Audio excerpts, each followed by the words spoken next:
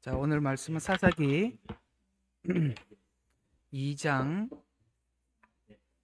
10절에서 13절까지 함께 봉독하겠습니다.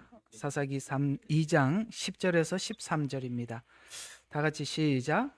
또 그 세대에도 모두 그들 조상에게로 합쳐졌고 그들 후에 또 다른 세대가 일어났으냐 그들이 주를 알지 못하며 주께서 이스라엘을 위하여 행하신 일도 알지 못하더라. 이스라엘 자손이 주의 목전에서 악을 행하였고 바알들을 섬겼으며 이집트 땅에서 그들의 조상을 인도하여 내신 그들 조상의 주 하나님을 버리고 다른 신들 그 주위에 있는 신들을 쫓아 그들에게서 절하여 주를 진노케 하였으며 그들이 주를 버리고 바알과 아스라스를 섬겼더라. 아멘. 여러분들과 함께 사사기를 이렇게 나눈 적은 거의 없는 것 같아서 사사기를 오늘 잠깐 여러분들과 함께 나누면 사사기는 이렇게 보는 거구나 라는 좀 시각이 열리기도 하고 또 사사기가 주는 아주 중요한 메시지들을 우리가 좀 살펴서 사사기가 왜 성경에 포함되어 있어야 하는지를 함께 나누어 보도록 하겠습니다. 이 사사기는 좀 배경을 이렇게 딱 명확한 배경을 설정하고 보시면 사사기가 굉장히 깊게 우리에게 이해가 됩니다. 요수아와 갈렙을 통해서 하나님께서는 이 가나안 땅을 정복하게 해주셨는데 문제는 이 가나안 땅을 완전 정복한 게 아니라 부분적으로 정복을 하고 정복 사업을 마쳐 그냥 내려놔 버렸습니다.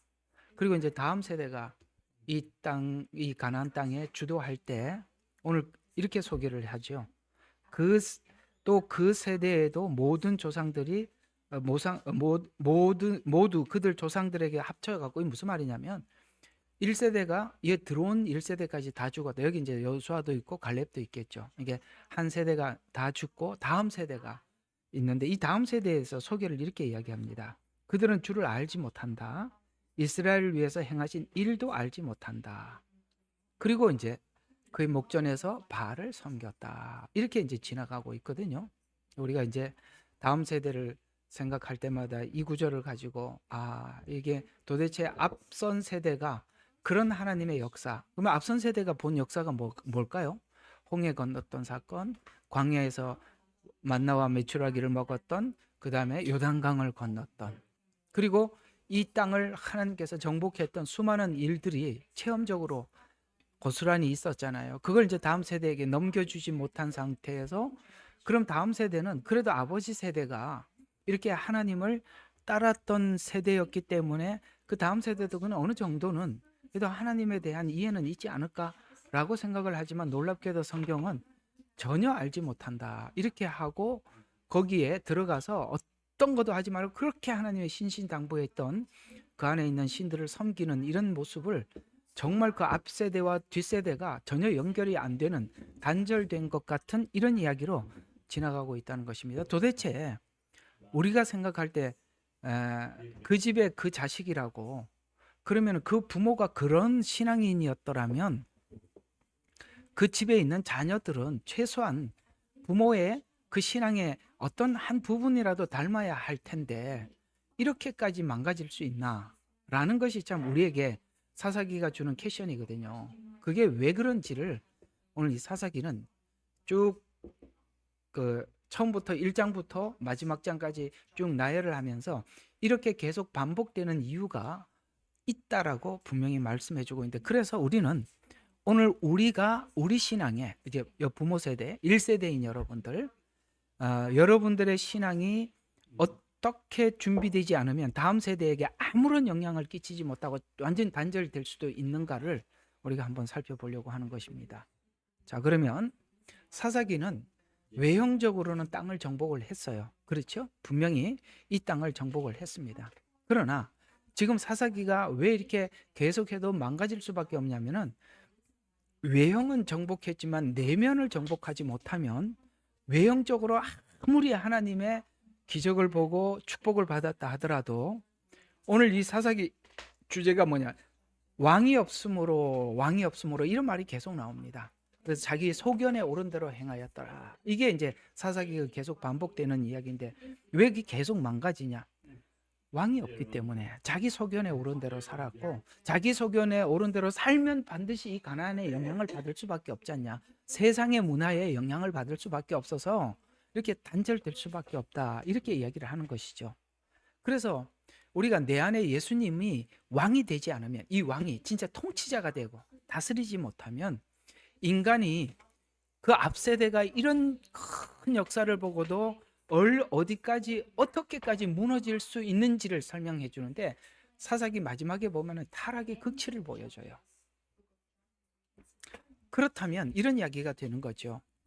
신앙의 가장 핵심이 내면에 예수님이 통치하는 자리까지 가야 되는 거예요. 예수님이 나를 통치하는 데까지라는 것을 무너지는 여러 가지 상황을 통해서 이 사사기 기록하는 사사기 기록자는 우리에게 전달하려고 애를 쓰고 있는 것입니다. 예수님이 우리의 왕이 되지 못하면 필연적으로 사람은 자기중심적 신앙을 가지게 되고 그러면 자기중심적 신앙을 가지면 필연적으로 타락을 확인하고 예측할 수밖에 없다고 사사기를 통해서 그 뭔가 회복했다가 타락하고 회복했다 타락하는 이 반복적인 사건들을 기록하더라는 거죠. 그래서 이 예수님이 왕이 된다는 것은 오늘 우리 신약 시대로 표현하자면 하나님의 은혜가 나를 지배하는 그렇게 되지 않으면 이렇게 될 수밖에 없다라고 이야기를 하고 있는데 그래서 사사기를 기록을 할 때 처음부터 이 메시지를 설정을 해놓고 사사기를 기록하고 있기 때문에 우리가 1장 27절부터 28절을 보시기 바랍니다. 이렇게 시작합니다. 자, 27절 28절을 보면 므낫세가 베스안과 그 마을들이 마을들의 자, 20 예. 거민들 읽을게요. 돌과 그 마을들의 거민과 이블르암과 그 마을들의 거민과 무깃도의 그 마을들의 거민들과 몰아내지 아니하였으나 요거 이제 포인트입니다. 몰아내지 아니하였으나 가나안인들이 그 땅에 거하고자 하였더라. 몰아내지 않으니까 누가 거하려고 그래요?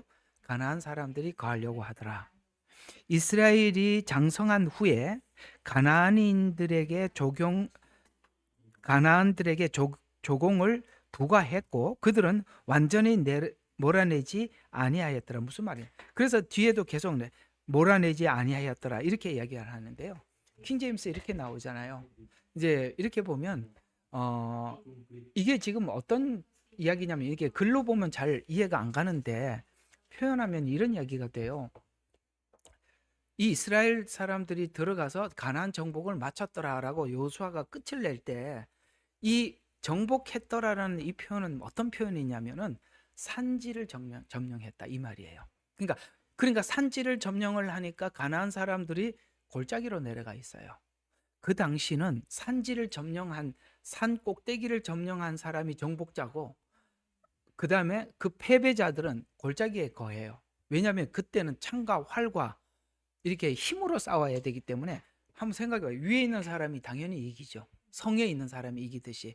그러니까 밑에서는 위로 공격할 수가 없어요. 그러니까 산지를 점령하면 점령한 거야. 그래서 자기들은 산지를 점령해놓고 다 정복했다고 끝내버린 거야. 근데 하나님의 말은 그렇지 않았잖아요. 하나님 뭐라 그랬어요? 싹 죽이라 그랬잖아요. 다 죽이라 그랬잖아요. 근데 살려놓고 왜 살려놨을까요? 자기 편하려고.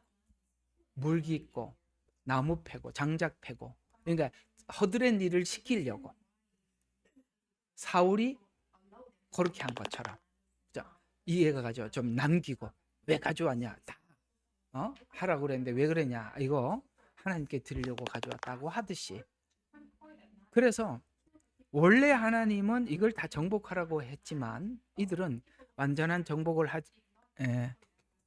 완전히 정복하지 못하고 잠깐만요. 말씀이 자꾸 끊겨요? 아, 그렇습니까? 자, 잠깐만요. 그러면 여기 또 중요한 메시지인데 그러네요. 다시 한번 해보겠습니다.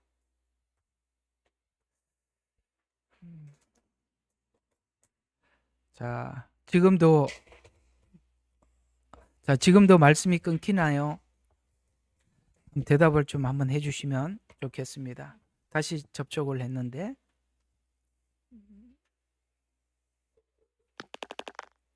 예. 그러면은 잠깐만 좀 멈췄다가 다시 한번 하겠습니다. 제가 나갔다가 한번 들어올게요. 그러면 계속 좀 하겠습니다. 자, 그러니까 이 사사시대 때 이들이 이렇게 될 수밖에 없었던 것은 그 정복을 하나님께서 훗날 시간이 가면 이렇게 될 줄 아는 거죠, 하나님이.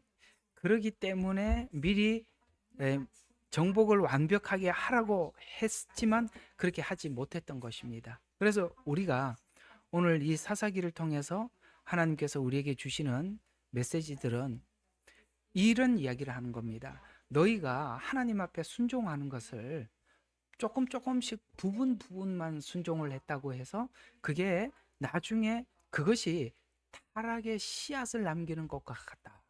이런 이야기를 하고 있는 것입니다. 그러니까 사실 우리는 완전 정복을 하나님이 요구하시는데 우리는 그것을 내 편리에 따라서 사실 그 가나안 거민을 살려둔 것은 훗날 자기들이 좀 편리하게 하려고 남겨둔 거거든요. 우리 똑같은 거예요. 이건 내가 편리한 거니까 해결을 안 하고 그냥 남겨둔 거거든요. 그러니까 이런 것들이 나중에 큰 문제거리가 될 수 있다라고 말씀해주고 있는 것입니다. 이와 같이 우리가 부분적으로 순종하는 것이 하나님 앞에 이게 완전한 순종이냐 아니라는 것이죠. 우리가 이 부분 순종이 결국에는 반복되는 실패, 연속적으로 있었다라고 오늘 이 사사기를 통해서 실제 역사를 기록하면서 인간 스스로 자신이 정복하는 것이 얼마나 불가능한지를 말해주고 있는 것입니다. 우리는 우리 스스로가 나를 정복하는 것이 얼마나 불가능하냐라는 것을 설명을 하면서 오늘 하나님께서 그나마 이스라엘 백성들이 이렇게 타락해 가는 과정 속에서 계속 사사를 보내줘서 사사의 등장으로 이 개개인들의 어떤 실패를 사사의 도움으로 만회해 보려고 노력을 하지만 해결해 보려고 노력을 하는 거 이해가 가요? 여러분들이 못하는 어떤 부분들이 이제 요즘으로 표현하면 그러는 거죠. 훌륭한 어떤 지도자를 만나면 내 부족한 것이 채워지지 않겠나. 그거는 여러분이 해결해야 될 문제들은 여러분 스스로가 씨름해서 넘어가야 될 문제지. 그것이 훌륭한 지도자를 만났다고 해서 내가 해결된 건 아니라는 것이죠. 그 얘기를 하고 싶은 거예요. 하나님은 사사를 보내주더라도 근본적으로 네 문제를 네가 하지 않으면 이제 후반부로 가면 갈수록 이스라엘은 점점 타락해 가거든요. 그것도 익숙해져 가 버리는 거예요. 점점 익숙해져 버리는 거죠. 그런 것처럼 사사도 사람이라 타락했고 사람은 사람을 세우지 못한다라는 말을 하고 있는 것입니다. 그렇죠? 사사도 하나님이 보냈어요. 그렇지만 그도 역시 사람이라 인간이 인간을 세울 수 없다라는 말은 여러분들의 곧 여러분 앞에 있는 이 지도자들이 훌륭하다고 하더라도 사람은 사람을 못 세운다. 하나님의 복음이 은혜가 여러분 안에서 세워질 때 세워지고 회복이 되는 것이지 사람은 사람을 세우지 못한다라는 이야기를 하나님께서 이 역사를 통해서 우리에게 구체적으로 전달해 주고 싶은 것입니다. 은혜 없는 신앙의 완전한 붕괴를 통해서 인간의 본성이 정말 이게 바닥을 친다는 것을 우리에게 알려주고 싶은 것이 이 사사기가 우리에게 전하고 싶은 중요한 이야기입니다. 그래서 이렇게 바닥을 계속 치면서 이스라엘 백성들이 느끼는 게 뭐냐면 그렇구나. 정말 성경에 말씀하고 있는 우리는 지금 이 성경을 보고 있으니까 우리가 성경을 통해서 확인하는 것은 그렇구나. 예수님께서 내 안에 나의 주인이 되고 통치자가 되고 왕이 되어야 한다라는 것을 사사기를 통해서 우리에게 더 절실하게 하나님 앞에 구하도록 하는 것이죠. 예수님이 왕이 되어야 한다는 것을 사사기를 통해서 깊은 통찰력을 가지고 우리에게 전달하고자 이 사사기가 기록되었다라고 말씀하고 있는 것입니다. 예수님이 왕이 되어야 함을 깊이 절감케 하는 말씀으로 사사기가 우리에게 전달하면서 이 사사기 이야기는 이렇게 전하기 시작하는데, 외적 정복은 했지만 내면을 정복하지 못하면 이미 정복했던 자들이 내 안에서 자라서 나를 정복해 버리더라, 이런 이야기를 하는 것입니다. 그러니까 그 조금 남겨둔 것이 그냥 남겨둔 작은 아이로 남아 있는 것이 아니라, 내가 어떤, 예를 들어서 내가 나를 정복하기 위해서 100이라는 것 속에서 한 70 정도는 정복을 하고 30은 남겨뒀다고 하자. 이제 쉬운 표현으로 하면은, 그러면 이 30이 30으로 계속 남아 있지 않더라는 거예요. 왜냐하면은 정복되지 않는 이 가나안 거민도 생명을 가지고 자라고 있고, 나는 사실 퇴보하고 있기 때문에 점점 7대 3이 6대 4가 되고 5대 5가 되고 6대 4가 되고, 이렇게 내가 정복을 당할 수밖에 없지 않느냐. 결국에는 이 가나안 거민들이 나중에는 점점 강해서, 거기에서 여러분 골리앗이 등장하고 들릴라가 나오고, 그래서 결국 이스라엘의 중요한 부분들의 장애물이 되었던 거거든요. 그 남겨두었던 그 지역들이 나중에 그렇게 장성해져 가듯이 여러분 안에 죄악의 뿌리, 아직도 불순종한 이런 것들이, 여러분 속으면 안 됩니다. 그게 그 작은 상태에서 그대로 있을 것이다라는 막연한 생각 절대 해서는 안 됩니다. 그는 나도 모르는 사이에 자라고 있음을 우리 사사기를 통해서 우리에게 전달하고 있는 것입니다. 그래서 결국에는 그들이 그걸 남겨둔 것으로 인해서 사실은 이 가나안 문화가, 가나안 종교가, 또 가나안 땅에 있던 사람들의 이 가치관이 시간이 지나면서 우리 이스라엘 백성들, 하나님의 백성들, 지금까지 하나님의 그 역사를 봤던 그들의 삶 속에 들어와서 생각이 바뀌게 되고 그들의 신앙이 변질되더라, 이렇게 말해주고 있는 것입니다. 이것을 제가 좀 여러분들에게 이해를 시키기 위해서, 이렇게 좀 이해를 시키면 여러분들에게 이해가 좀 빠를 거라고 생각이 되어서 이렇게 한번 이해를 시켜 드려 보면, 여러분과 제가 예수님을 믿을 때 그 마음 자체가 순수하고 정말 진짜 예수밖에 없었을 거예요, 처음에는. 그죠? 그런데 그것에서 우리가 뭔가 조금씩 타협을 하면서 그게 어디 가고 기복신앙으로 변질돼 가는 사람들도 보게 되고, 그렇죠? 교회에서 권리 행사를 하는 사람으로, 이상한 사람으로 변질돼 가는 이런 사람들을 많이 봐왔을 것입니다. 그것이 왜 그렇다고요? 오늘 이 본문이 이야기하는 것처럼 아직 자기 마음속에 있는 어떤 약간의 해결되지 못하는 이 교만들이 나도 모르는 사이에 자라서 다른 방향으로 가더라. 오직 예수가 아니라 또 다른 것들을 추구하게 되고, 그것이 언젠가는 예수를 믿는 믿음의 주체가 되어 있더라, 이렇게 말을 해주고 싶은 것입니다. 또 하나 우리가 하나님 앞에 하고 싶은 질문이 그겁니다. 사실은 1세대는 광야에서 엄청난 훈련을 받았어요. 근데 우리가 훈련을 받은 것이 내가 정복한 것으로 착각해서는 안 된다는 거예요. 훈련은 훈련이고 정복은 정복이에요. 무슨 말이냐면 이 광야에서 훈련을 받으면 신앙이 정복한 것이냐? 아니다는 것이죠. 훈련은 정복을 위한 과정이에요.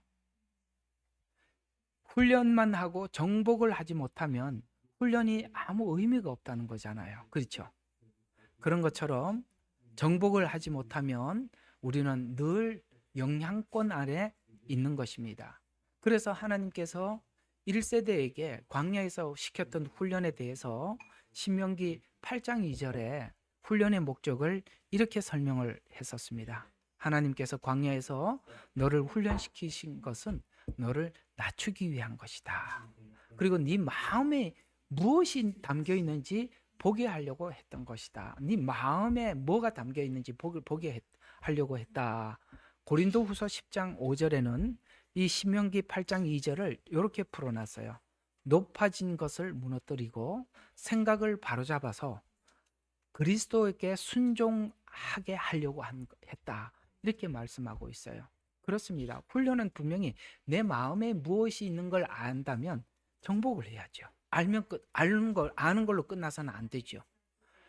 그러니까 광야 생활은 내 마음에 뭐가 있는지 알게 하는 것이지 그 자체는 정복이 된 건 아닙니다. 그러니까 아는 것은 아는 것일 뿐이죠. 그걸 꺼내버려야 되는데 그걸 작업을 실패한 것입니다. 그래서 사사기가 그 영향권이 점점 깊어져 가고 점점 타락해 가는 과정을 설명한 책입니다.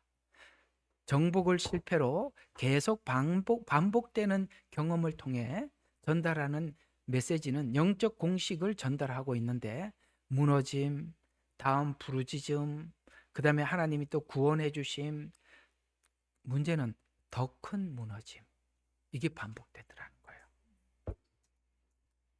그러니까 이게 하고 나면 덜 무너져야 되는데 더 크게 무너지더라. 근데 여기서 여러분들이 너무 절망할 필요는 없어요.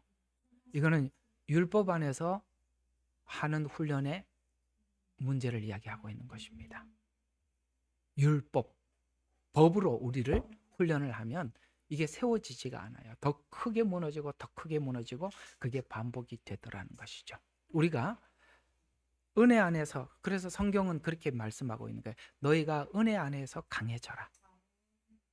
은혜 안에서 강해지면 이 반복이 자기 반성으로 가서 성숙으로 가는데 율법으로 하면은 무너지면은 결국에는 나중에는 마지막 끝부분에 가서 나타난 사사의 삼손, 사사 자신도 자기를 주체를 못하는 거예요. 자, 그러면 우리는 왜 계속 무너짐이 반복되느냐 하는 것이죠. 인간의 은혜를 경험해도 본성이 바뀌지 않으면 계속 무너진다는 것입니다. 왜냐하면 오늘 사사기가 그거예요. 왕이 없으므로 자기의 소견에 옳은 대로 행하였더라. 중심이 안 바뀌었다는 거예요. 본성이 안 바뀌었다는 것이죠. 그러니까 이스라엘 백성들은 그래도 믿음이 있으니까 그 무너졌을 때 부르짖어요. 그래도 하나님이 또 사사를 보내줘요. 근데 놀랍게도 사사가 죽고 나면 이전보다 더 부패하였더라 이렇게 가버려요. 그 무너짐을 방지하기 위해서 보낸 사사를 의지해 보지만 계속 무너지더라. 왜냐하면 보이는 사람을 의지하면 계속 무너지고 사사들도 무너지기 때문입니다. 사실 사사들도 자기 자신도 추스리지 못하는 한 인간에 불과하다. 그들도 불완전하다. 완전한 사사, 완전한 선지자는 예수님 한 분밖에 없지 않냐라는 말을 하고 싶은 겁니다. 자, 그러면 오늘 이제 이 사사기를 좀 굵게 3기로 나누어지거든요. 전기, 중기, 후기 이렇게 사사들이 등장합니다. 마치 우리가 이스라엘 백성들에 보면 전기 선지서, 중간 선지서, 후기 선지서 있는 것처럼 이 한 권 안에도 이렇게 세 파트로 나누어져 있어요. 그러면 초기 사사들이 세 사람 정도 소개가 되는데 운니엘, 에웃, 드보라 이 세 사람이 초기 사사로 등장합니다. 근데 운니엘은 사사들 중에 가장 순수한 사사였어요. 그래서 가장 이상적이고 순수한 사사였던 운니엘이 등장을 하는데요. 이 완전한 사사였던 운니엘 한 사람이 한 사람의 헌신으로 이스라엘 전체의 영적 체질을 바꿀 수 없을 뿐만 아니라 인간은 아무리 훌륭한 모델이어도 한계가 있더라는 거예요. 그렇습니다. 우리가 이 땅에 살아갔던 수많은 모델들이 있지만 그러나 우리가 그들을 모델로 삼지는 않아요. 우리는 모델을 삼는 것은 오직 예수님 한 분밖에 없잖아요.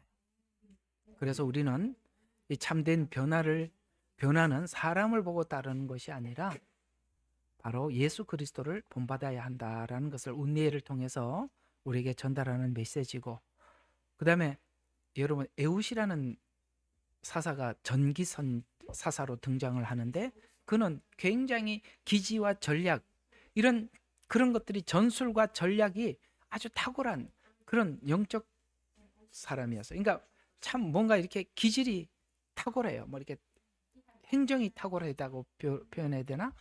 그래서 기지와 전략이 참 탁월하지만 이런 것으로는 사람이 안 바뀌어지더라 라는 것입니다. 그래요. 참 보면은 그 다양하고 참 다양한 프로그램을 꺼내놓고 정말 다양한 방법으로 다양한 사람들을 잘 뭔가 이렇게 리더하는 그런 리더들이 있어요. 그러나 그런 방법으로 사람이 안 바뀌더라.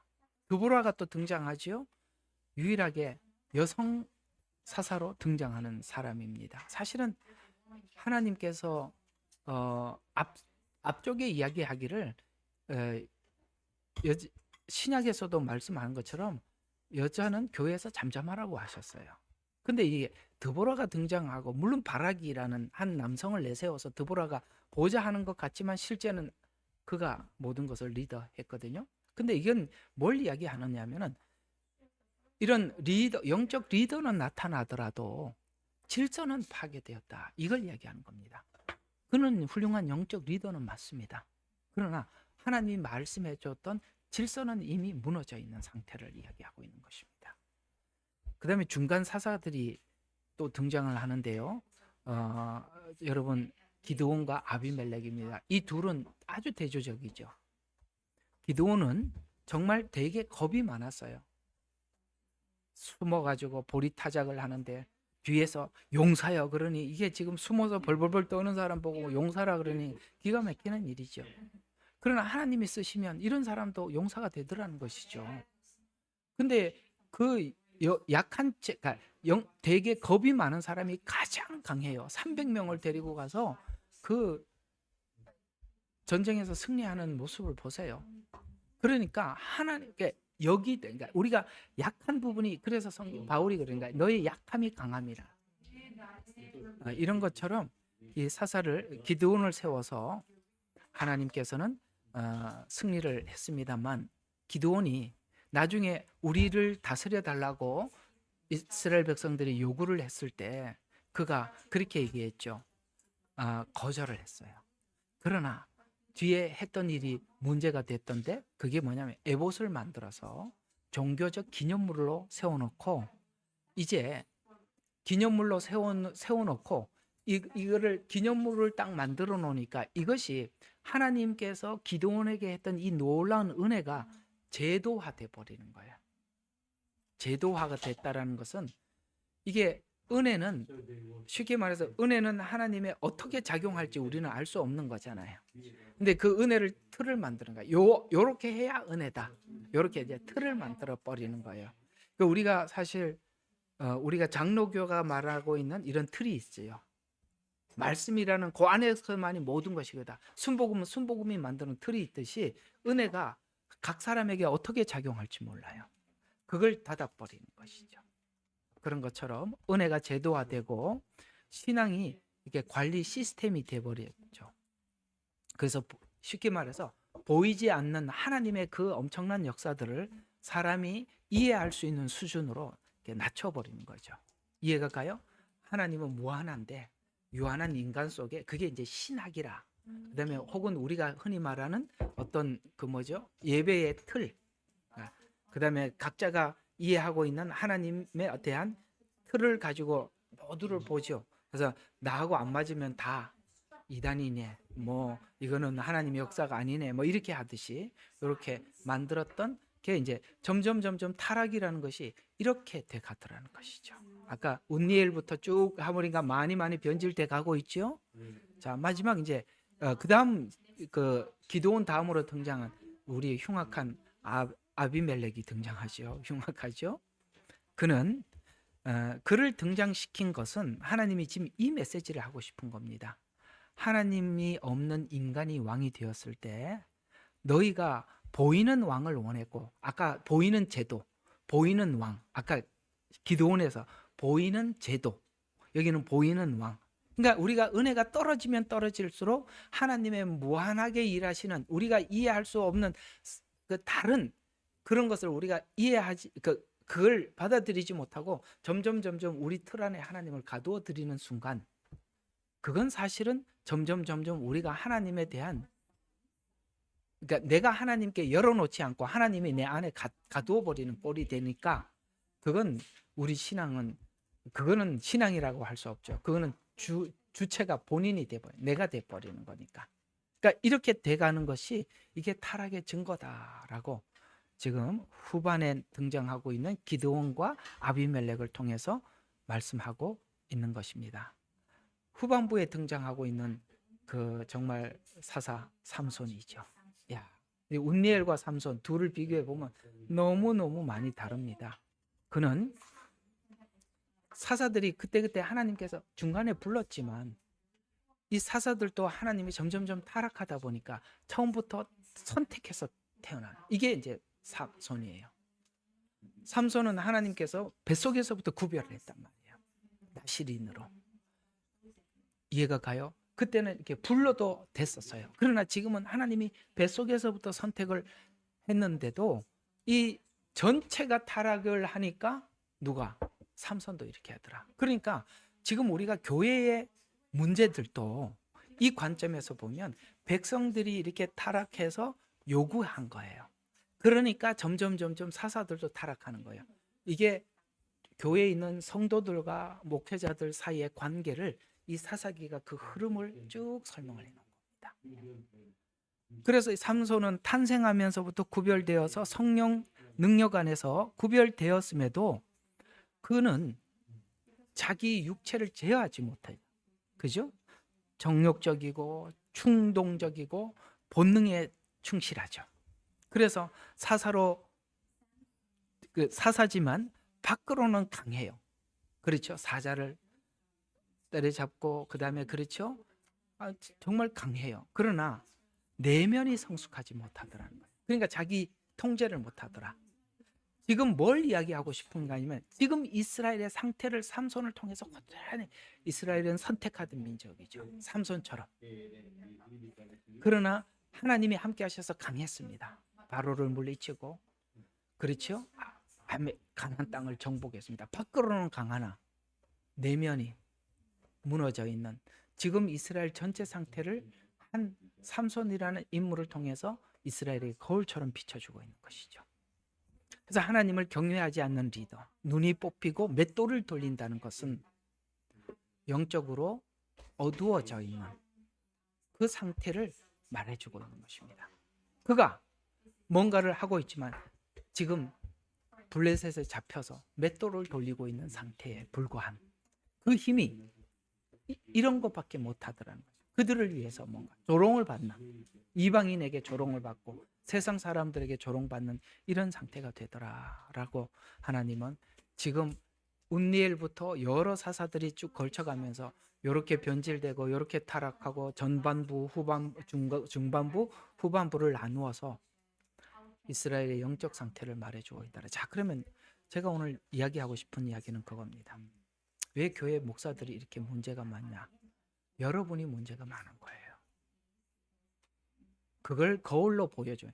그 목사 이야기는 성도들의 이야기예요. 삼손은 지금 전체 이스라엘 백성들의 영적 상태를 거울처럼 내놓은 겁니다. 자, 오늘 이야기들을 정리를 한번 해보죠. 짧지만 오늘 이야기는 이 사사기 안에 내용을 좀 담아서 여러분들에게 좀 많은 생각을 할 수 있도록 꺼내놓고 정리를 할 텐데요. 결론적으로는 그렇습니다. 이스라엘 백성들은 출애굽에 하나님의 놀라운 역사를 경험을 했고, 그들은 광야에서 하나님이 주시는 메추라기와 그 다음에 만나를 먹고 살았었습니다. 더 나아가서 정말 그 열정탐꾼이 고백했던 것처럼 그들 앞에 우리는 메뚜기 같은 그 땅을 하나님께서 정복하게 해주셨던 엄청난 일들을 봤습니다. 외형적으로 많은 역사를 눈으로 보고 몸소 체험했다 하더라도 은혜가 나를 정복하지 못하면 다 허당이라는 것을 말해주고 있는 것입니다. 외적 도움에 기대면 인간이 그저 외적인 도움, 모세가 그랬고 여호수아라는 지도자, 그다음에 사사라는 지도자, 이런 외적 도움을 아무리 받더라도 우리가 우리 내면이 해결돼 어디까지 무너질 수 있는가를 사사기를 통해서 알려주고 싶은 거죠. 이게 왜 무너짐이 필요할까요? 그렇습니다. 우리가 왜 예수 그리스도를 모셔드려야 하는지, 예수님이 얼마나 소중한지를 오늘 이 사사기에 반복되는 타락을 통해서 우리에게 더더욱 우리에게 하나님 예수 그리스도에 대한 갈망을 불어넣기 위함입니다. 에베소서 3장 17절에 이렇게 말씀하고 있습니다. 그리스도께서 너희 마음에서 믿음으로 거하게 하시고 마음에, 그러니까 그리스도께서 믿음으로 내 마음속에 거하게 하라는 거예요. 마음에 거하면 우리는 외적 정복이 내적 정복이 되고, 내적으로 정복이 되면 삶의 질서가 생기고, 삶의 질서가 생기면 믿음이 자라게 되고, 그 거룩은 점점 가능하게 될 뿐만 아니라 성숙해 갈 것이다. 이렇게 말씀하고 있는 것입니다. 우리가 자꾸 외적으로 나타나는 역사, 그럴 수 있습니다. 그러나 그건 우리 내면의 주님을 왕으로 모셔드리라고 하나님이 보여주신 표적이지, 그 자체가 우리가 승리한 것은 아니라는 것을 꼭 기억하셔서 이 사사기가 주는 이 메시지가 여러분에게 큰 도움이 되셨으면 기대합니다. 기도하고 마치겠습니다. 하나님, 오늘은 사사기의 기록 목적이 뭔지 우리는 짧게나마 함께 나누어 보았습니다. 그렇습니다. 우리 하나님께서 우리의 이 이스라엘 백성들에게 보여주었듯이 놀라운 역사들을 아무리 눈으로 봤다 하더라도 아버지 하나님, 정말 하나님께서 정복하라는 것을 정복하지 못하면, 내 안에 주님이 내 구주로 왕으로 모셔드리지 못하면 우리는 계속되는 실패를 반복하게 될 것입니다. 하나님께서 보내준 사사를 보내준다 하더라도 아버지 하나님, 우리는 이 환경을 이겨낼 수가 없습니다.